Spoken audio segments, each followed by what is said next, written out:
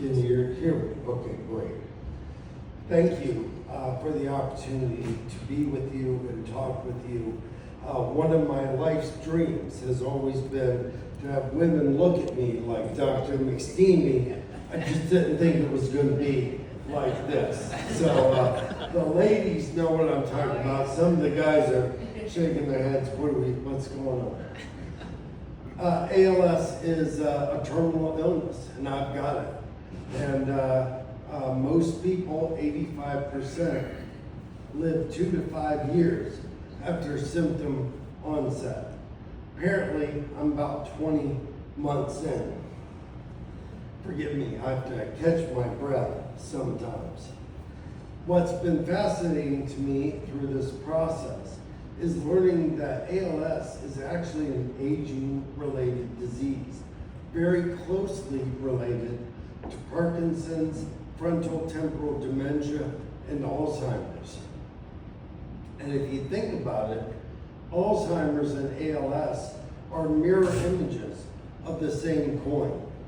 ALS, brain's gone, body's fine. Alzheimer's. ALS, body's gone, brain's fine.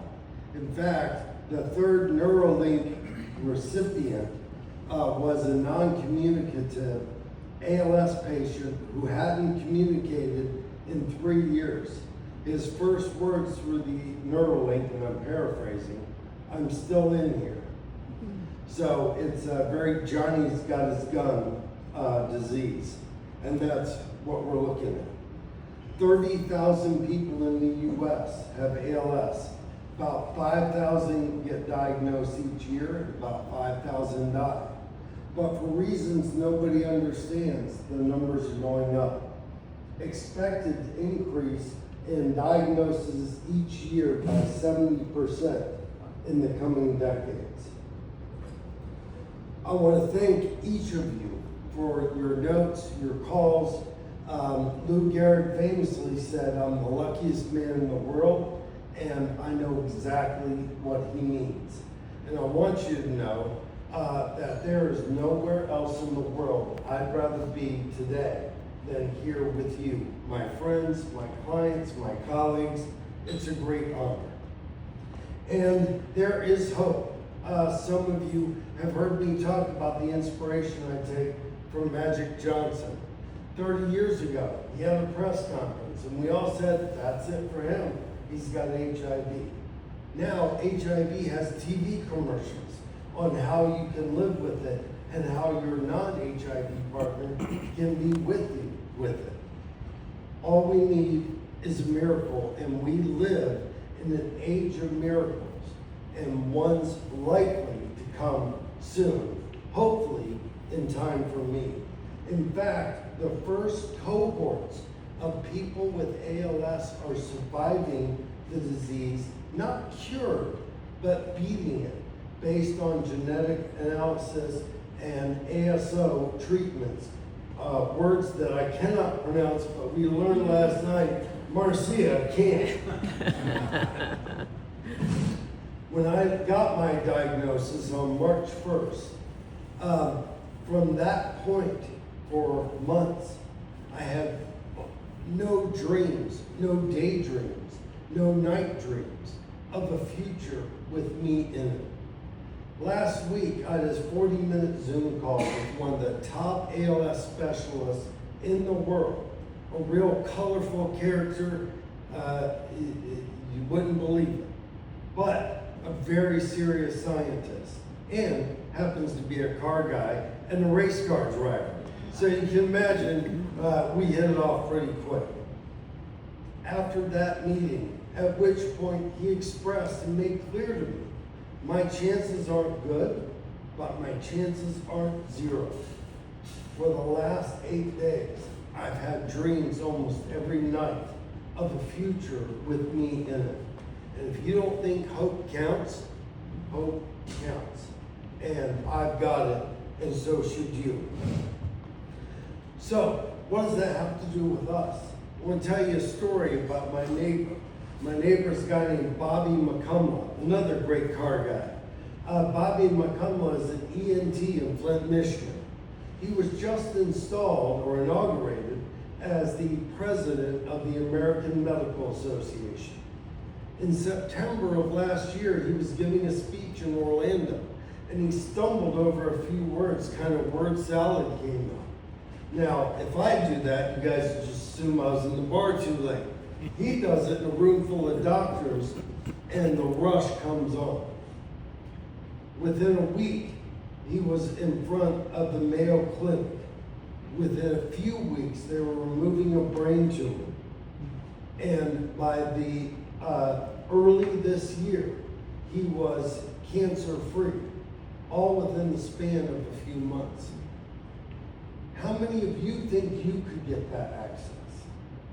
How many of you think our customers, the people who count on OTCs, on VMS, on devices, can get that kind of access? I never thought I could get that access. But in January, when I couldn't shuffle a deck of cards, I called Bobby the next day and said, holy cow, buddy, I've done the Google foo, and I think there is ALS on the table. He says, can I put you on speakerphone? Sure. Lady's voice comes over, she starts asking questions. He was standing next to his neurologist, his childhood friend. She got me in the next day. This is late January. I had an appointment with the neurologist. It was April 1st. It took 2 months from late January to March 1st to get my diagnosis. What would have happened if I was dealing with a neurologist who didn't know anything about it? And that's why what we're doing and putting out OTCs, making sure they're safe and effective, getting treatments and giving people the power to take care of themselves is so critically important. I've always loved the CHPA. I've loved the camaraderie, the collegiality, and I don't know that you all appreciate how special the friendships are here. But having served on the board for the last 18 months, I don't just love the CHPA. I'm unbelievably proud to be a part of the CHPA. Walking the hill, seeing how things get done, and the extraordinary efforts it takes to get things done have given me an extraordinary appreciation for this association, for the hard work each and every one of you do. And it's the pride of my life to be here. So, people have asked how they can help. Well, I've got some challenges for you. You can do an ice bucket challenge. Please do. Have fun. It's great. I recommend doing it next to my pool in Flint, Michigan, where the water is 88 degrees all the time, because it's nice to be able to jump in something warm after. You know, the ice bucket challenge is a real cute thing. It went very viral. It was a very touching moment. But it had an unbelievably real impact. In the first wave, $150 million were raised. Over time, it's close to $250,000. And it continues to make a difference today. Back then, 10 years ago, there was one treatment that kind of worked. Now, there are 3 approved treatments, one of which is likely a cure if you have a particular gene that I don't have. But more importantly, there are over 50 things in the pipeline right now, many of which are in phase 2 and phase 3 trials. So the Ice Bucket Challenge is a great thing to do. But the bigger challenge I want to put out, particularly to you all, is if you attended the Women's Leadership event on Monday, you saw something that we don't see enough of in this association, and that is bringing the next generation into the camaraderie, the fellowship, the fraternity, the love that we all have here. And you can see that at the WLF, that young people getting involved, shaking hands, meeting the right people. We need to do more of that. And that's why I'm going to make this shameless plug for the marketing forum in November. Please send us your young people. Please send us your bright people. Let's get them connected. with all of us. Third, I'd like to remind you, please support your associate membership. I know it's easy when you look at the big companies, but there's a whole tier of us, small businesses and consultants, who put our money where our mouth is and have experience that you should be tapping into all the time. Please keep the associate membership in your hearts moving forward. And that brings me to my last point, and that is a reminder that even though this is happening to me, we are open for business. There are two kinds of people who work at Persuadable Research: those who serve the customer and those who serve the customer. As the guy who owns the company, I serve those who serve the customer.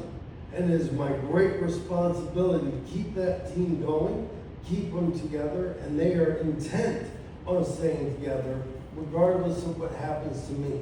We're doing some of the best work we've ever done, and Erica Heron, who's been with me for over 12 years, is a big part of the succession plan that we're working on, and you're going to meet her in the weeks, months, and years ahead. Please take her under your arm and support her, encourage her.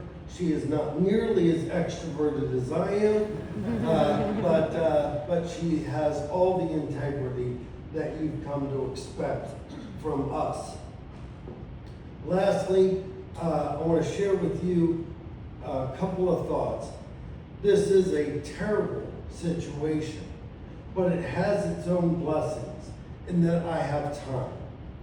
George Carlin famously said, "You ever notice that other people's stuff is shit and your shit is stuff? Well, I got time to get my shit together." And I got, as a closet hoarder of motorcycle parts and broken race gear and helmets, you can imagine my bride is eager for me to deal with that before I go anywhere. But I also have time.